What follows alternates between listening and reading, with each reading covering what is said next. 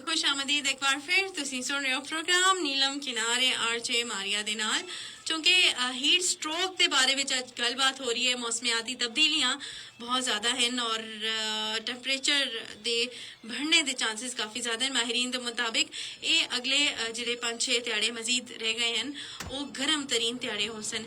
इन कुछ तजावीज़ की ज़रूरत है, कुछ गज़ाई तब्दीलियां की ज़रूरत है और इन तब्दीलियां के बिहाफ तो असी अपने आप को फिट एंड फाइन रख सकते हैं। असा नाल मौजूद हैं डाइटिशियन साहिबजादा फयाज दानिश साहब।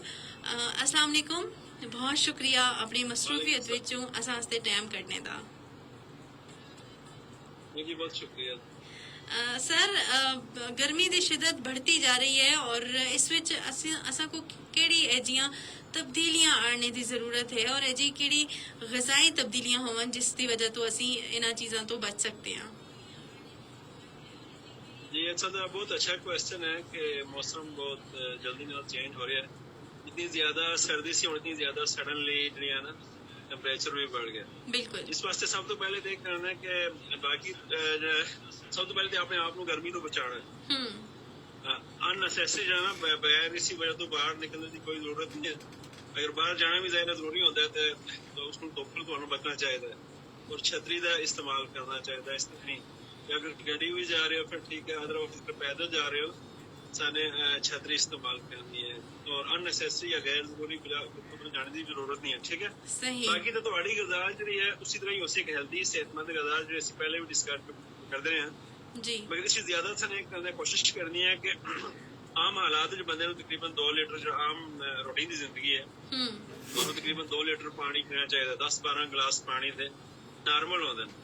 मगर ऐसी सिचुएशन की रिक्वायरमेंट बढ़ जाती है। ठीक है जी, जितना ज्यादा साने पानी का फ्लूइड का इस्तेमाल करना है और सब तो अच्छी जो चीज मैं रिकमेंड करता हूँ उसकी है कि पानी जो है पानी भी लेमन का इस्तेमाल करना है, नींबू का और उसमें थोड़ा जहा नमक और चीनी सारे हर 2-3 घंटे बाद जिसको भी थोड़ी रिक्वायरमेंट हो जरूरत हो साने इस्तेमाल करते रहना। सही, यानी कि अपनी पानी की मिकदार को ज्यादा तो ज्यादा करना है ताकि तुसां को पानी की कमी लाक ना होवे। उसके अलावा डॉक्टर साहब कुछ थोड़ी और तब्दीलियां तुसी दस सकते हो कि अपनी ग़िज़ा विच असी किस तरह रिप्लेस कर सकते हैं। जियां मसाले आलियां तेल आलियां चीज़ां मुझ ज्यादा खाने तो बाद प्यास भी लगती है और अजीब जी हार्ट बर्निंग वाली सिचुएशन भी होती है, तो उन्हां तो बचने वास्ते क्योंकि मौसम गर्म है और इस विच कुछ तुसी क्या आखना चाहते हो कि जी केड़ी ग़िज़ा इस्तेमाल की चले जी जे मौसम विच गर्मी तो असा को बचा सकती है। जी जी अच्छा, तो बहुत अच्छा क्वेश्चन है। मैं पहले दसिया कि एक हेल्दी सेहतमंद ग़िज़ा सिंपली अपना ब्रेकफास्ट बहुत सादा रखो, बहुत सिंपल रखो। सही। और जिस रोटी या पराठे नु अवॉइड करो, आयलियां चीज़ां नु जेह्ड़ियां तुहानू प्यास दा बस। ठीक है जी, उससे बजाय सिंपल जेह्ड़ी सादा मक्की दी रोटी है या दूसरी गंदम वाली जो चक्की दे आटे की रोटी का इस्तेमाल करो, चाय का कप लो। ठीक है जी, सही। और दोपहर को इसी अगर जो खाना खाते उसकी सब्जी या सालन या जो चीज दाल वगैरह बनाते हो ज्यादा नमक और चिकनाई ना हो, लस्सी का इस्तेमाल भी कर सकते हो।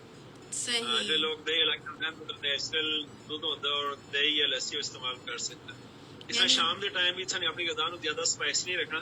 अपनी जरूरत से गोश्त का भी इस्तेमाल कर सकते हो, मतलब गोश्त मना नहीं है जो चिकन का गोश्त है या छोटा गोश्त है बगैर चर्बी तो, मगर ज्यादा बड़ी कबाब फ्राइड ये चीजें ना इस्तेमाल नहीं करते। अच्छा, सादा गज़ा रखनी है। सादा गज़ा रखनी है और उसके अलावा अच्छा करना है कि फ्रूट भी इस्तेमाल कर सकते हो, शेक इस्तेमाल कर सकते हो। फ्लूइड्स का इस्तेमाल अच्छी लगती है ज्यादा रहना चाहिए। ग्रीन का इस्तेमाल अगर तुम करते हो उसमें लेमन इस्तेमाल करते हो, नींबू का ज्यादा इस्तेमाल करो सैलड ऊपर और उस तो बाद अगर गावा इस्तेमाल करते हो उसमें लेमन का इस्तेमाल करो। और वैसे लेमन वाला पानी बहुत अच्छा है, भी पानी इस्तेमाल करो। गाड़ी से लेमन थोड़ी जी चीनी और नमक इस्तेमाल करो ज्यादा इस्तेमाल। सही। और इसको थोड़े डिहाइड्रेशन तो बचने के चांसेस बहुत ज्यादा हो जा सकते क्योंकि बेसिकली होता है कि अगर सी बाहर निकलते हो सन स्ट्रोक का खदशा होता है, अगर एकदम से अंदर आ जाते हो गर्मी वाली जगह तो हीट स्ट्रोक का खतरा। बिल्कुल। चलें, बहुत शुक्रिया सर, तुसां टाइम दी तो बड़ी अच्छी मालूमात तमाम सुनने और दिखने वाले तक पहुंचाई। इंशाल्लाह तुसां कोलो इसी तरह मालूमात के अंदर अपना बहुत ख्याल रखो। ठीक है, बहुत शुक्रिया। बहुत शुक्रिया, अल्लाह हाफिज। जी जनाब, यहाँ से असा नाल साहिबजादा फयाज दानिश साहब ਜਿਹੜੇ डाइटिशियन हैं और अंबोर हॉस्पिटल ਵਿੱਚ यानी कि एम्स ਵਿੱਚ अपनी सर्विसेज प्रोवाइड करे ਇਸ ਤੋਂ ਪਹਿਲੇ ਵੀ ਉਹਨਾਂ ਕੋ ਅਸਾਂ ਦੇ ਪ੍ਰੋਗਰਾਮ ਵਿੱਚ ਉਹ ਮਧੂ ਹੋਏ ਹਨ बड़ी अच्छी इन्फॉर्मेशन देने बड़ी लाइट साइड तरह का भी ठीक है जनाब। और अज का असां दा टॉपिक ये है दोबारा तुसां को दसते चला और उसके नाल नाल प्रोग्राम में तुसी शामिल हो सकते हो बजरिया मैसेजेस कॉल्स फेसबुक कमेंट्स और अपनी राय का इजहार करो और असां को दसो कि ये प्रोग्राम तुसां को कैसा लग रहा है और तुसी इस बारे विच इस ये जरा असां दा प्रोग्राम है इस बारे में तुसी क्या समझते हो और के इस बारे में तुसी आखना चाहते हो। अच्छा जो कि अक्सर ऐसा होता है कि असी शेयर करना चाहते हैं कोई गल लेकिन शेयर कर ना सकते, कभी कभार मसरूफियत होती है लेकिन ऐसे नहीं होना चाहिए। इजहार राय जी के ना एक अहम चीज़ है और एक ज़रूरी चीज़ भी है ठीक है जनाब। मौसम की मुनासबत तो ये प्रोग्राम अस डिज़ाइन किए क्योंकि कल भी इसी टाइप का ही प्रोग्राम आसा लेकिन अज रखने का जिहड़ा मकसद है वो है कि हीट स्ट्रोक के चांसेस सन स्ट्रोक के चांसेस बहुत ज़्यादा हैं और उन्होंने तो बचाओ असा सुन किस तरह के नाल करना है ठीक है जनाब। और मोहम्मद आदिल मलिक अस्सलाम वालेकुम, good afternoon, have a nice day.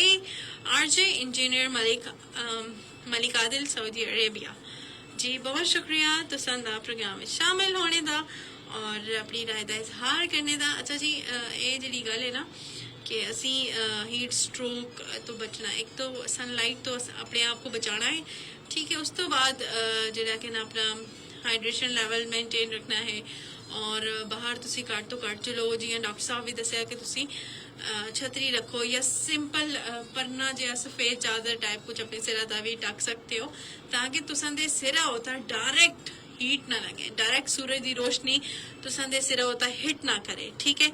और ये चीज़ बड़ी ज़रूरी है, इस तो बचना बहुत ज़्यादा ज़रूरी है, बहुत ज़्यादा ज़रूरी है। उसके नाल नाल ਤਾਂ ਤੁਸੀਂ ਜੁਲਕਾ ਇਸ ਤੋਂ ਕਰ ਸਕਦੇ ਹੋ ਠੀਕ ਹੈ।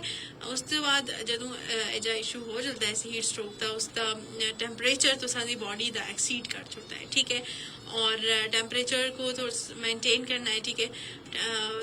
सिंपल पानी नाल तुसी थोड़ा मुंह धो ठीक है या फिर थोड़े जे रेस्ट तो बाद शावर किया जा सकता है, ठंडे पानी नाल तुसी फेस वॉश करो या पूरी बॉडी उता कोई गिली चादर टाइप उसके नाल अपने आप को कवर करो या हल्का हल्का पखा जिहा मारो ताकि तुसी उस तो तुसां दी बॉडी का जिहड़ा टैंपरेचर है ना वो नॉर्मलाइज हो सके ठीक है। इस तो बहुत ज़रूरत है, उसके नाल अपनी ग़िज़ा विच भी तब्दीलियां आने की काफ़ी ज़रूरत होती है।